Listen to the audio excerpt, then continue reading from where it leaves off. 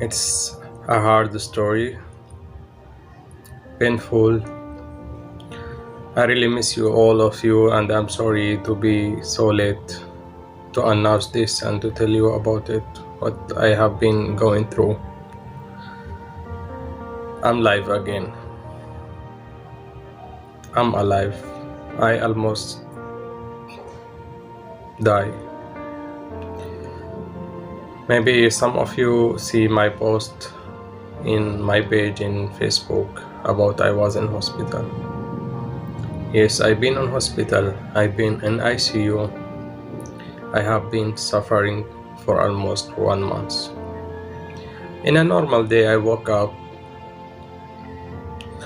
I just feel like my body is so tired.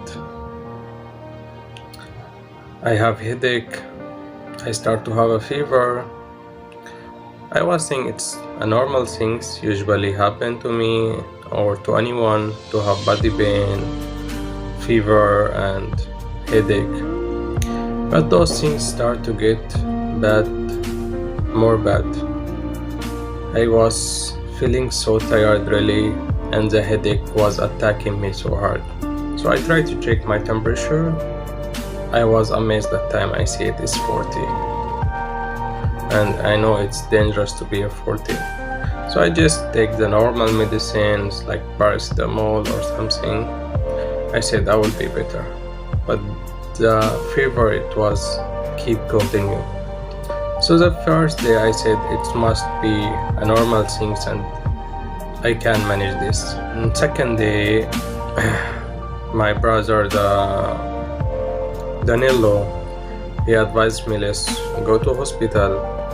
He thinks it seems to be it's not normal. So in the first, I check where there is hospital nearby me. I find a hospital named Delgado in Quezon City. I went there. I told them my symptoms, like I'm having headache, high fever, and like even my eyes was so painful, like I was like having eyes pain, my body so tired, and I start to be not able to walk really. It was so hard for me to stand up, to move, to walk around, even to go to use the CR. I was not able to walk.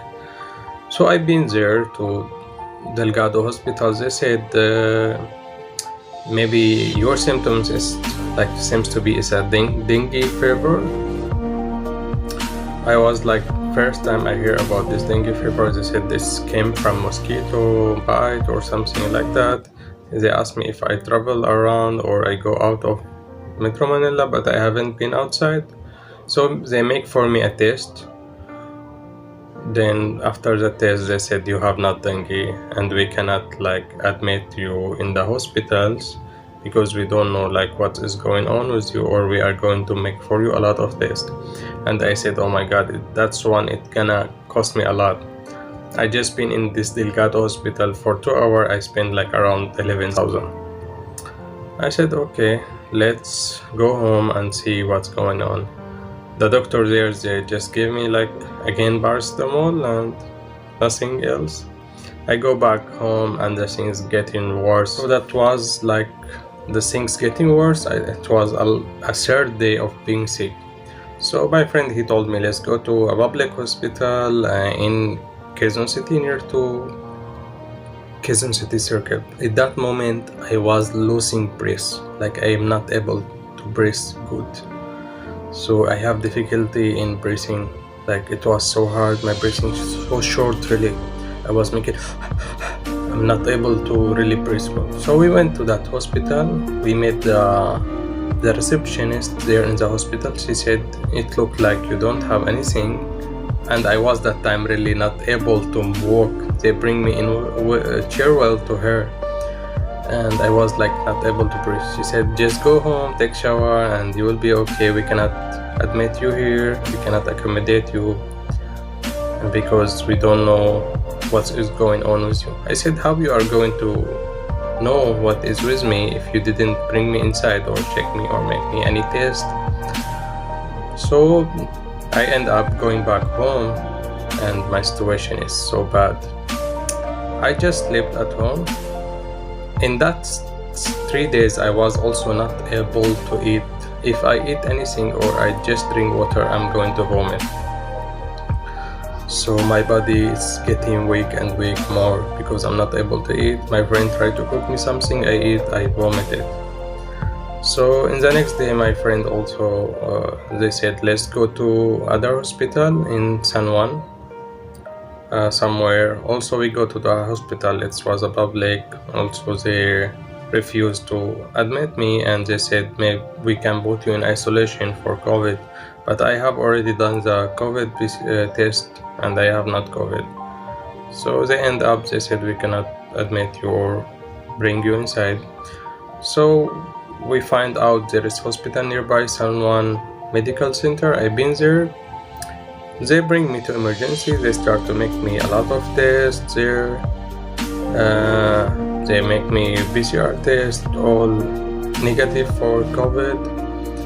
It was not clear really. They don't know what is going on with me exactly. They put me oxygen because I was not able to breathe. But I stayed there for I think for 24 hours. They made me a lot of tests. They give me, because my fever was so high, they keep giving me the medicine for fever because my temperature always high. And they end up in the last few hours they give me some antibiotic medicine for my infection and they write me some medicine. But they said we cannot also admit you here because you are not Filipino. So it was really hard for me. They said maybe we can check for you or a private room special for foreigner, but we are not sure if we can get you, so you must leave home and come back. That was I think Friday or Saturday, and you come back Monday. We will do for you ultrasound for your liver and kidney and the things. So I go back home, and when I go back home I really feel so bad. I'm so tired, I'm not able to walk, and I'm not even to walk to my home to go to the stair. My friend need to hold me. My feet is like it's like freeze. I cannot like move my joint. It's so painful. I cannot step my feet. I was crying all the time. I'm talking to my family, I'm alone here, I'm crying and feel so bad. These things, it's first time to happen to me ever. I never experienced this one. I'm very thankful to my friend, the one that was here, Danilo, and the other friend, the Arabic friend, Osama and Salah. I'm very thankful to them. They stand beside me. So we contact my brother, we told them my situation is getting worse and I don't know what's going on with me. So we have no solution, only to go to St. Luke's. I know St. Luke's is so expensive hospital, and even in San Juan they make me the CT scan a lot for my head because I was having a lot of headache. They make me a lot of, and I pay like in San Juan because of the CT scan, all this like about 15,000 also. I must say it's not so big, its government is good still. So we decide to go to St. Luke's. So we take a Grab and we go there. When we enter St. Luke's, they surprised me in one paper right away, 50,000. That's for test. I said, okay, I have no choice. I'm about to die. I'm so tired. I never have experienced feeling these things in my life.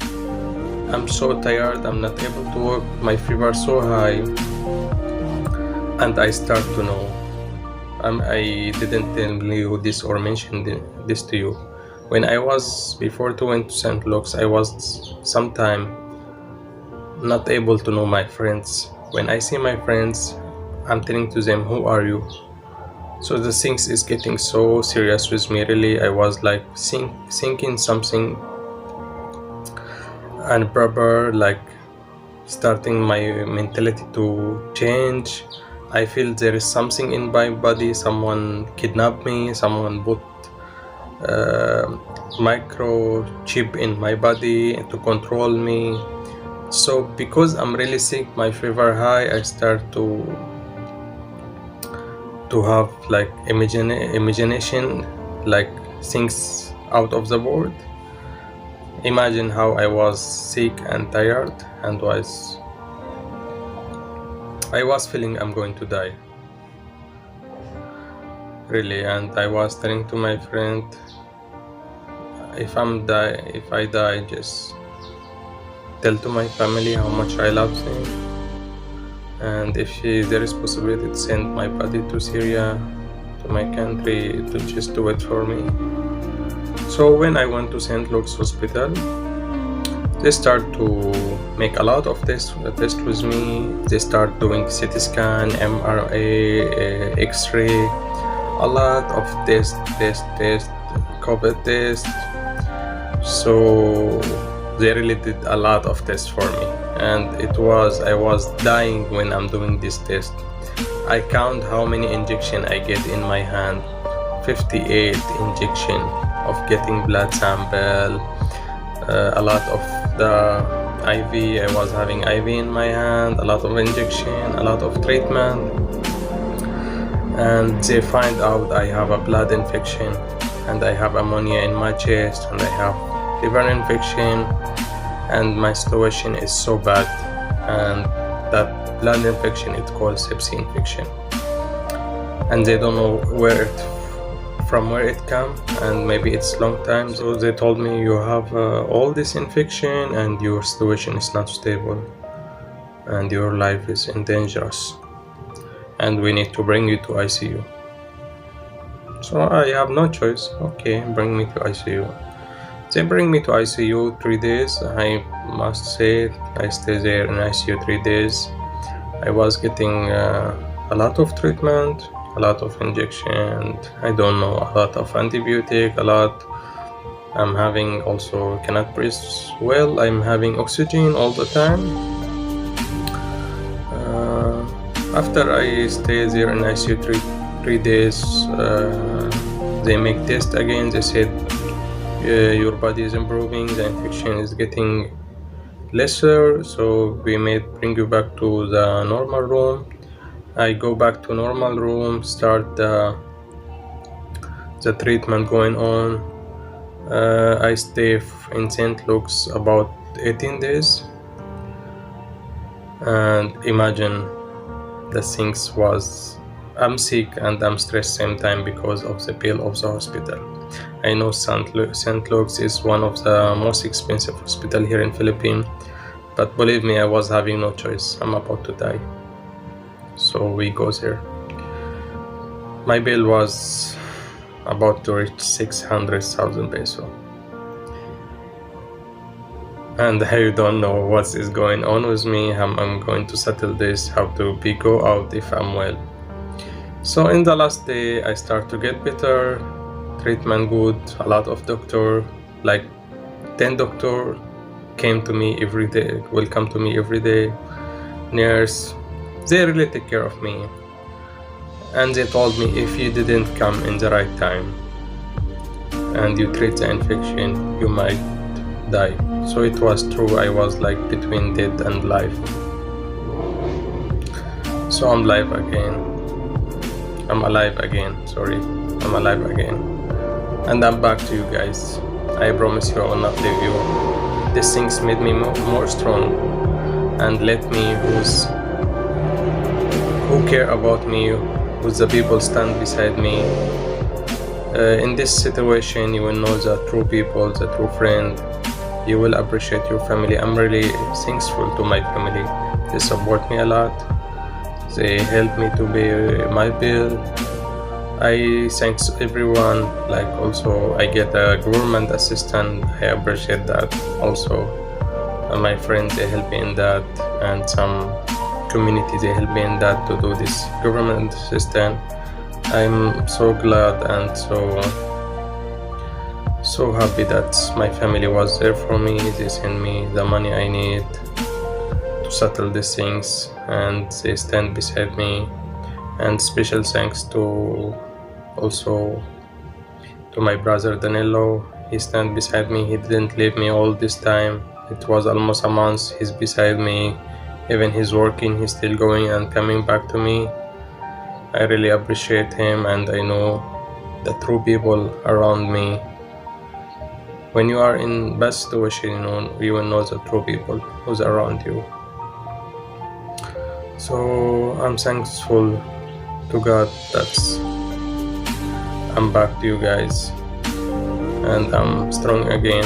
I still have a lot of check up and follow up, but I must say I'm good now, and I'm strong again, and I'm back to YouTube and to you guys and to Facebook, Instagram.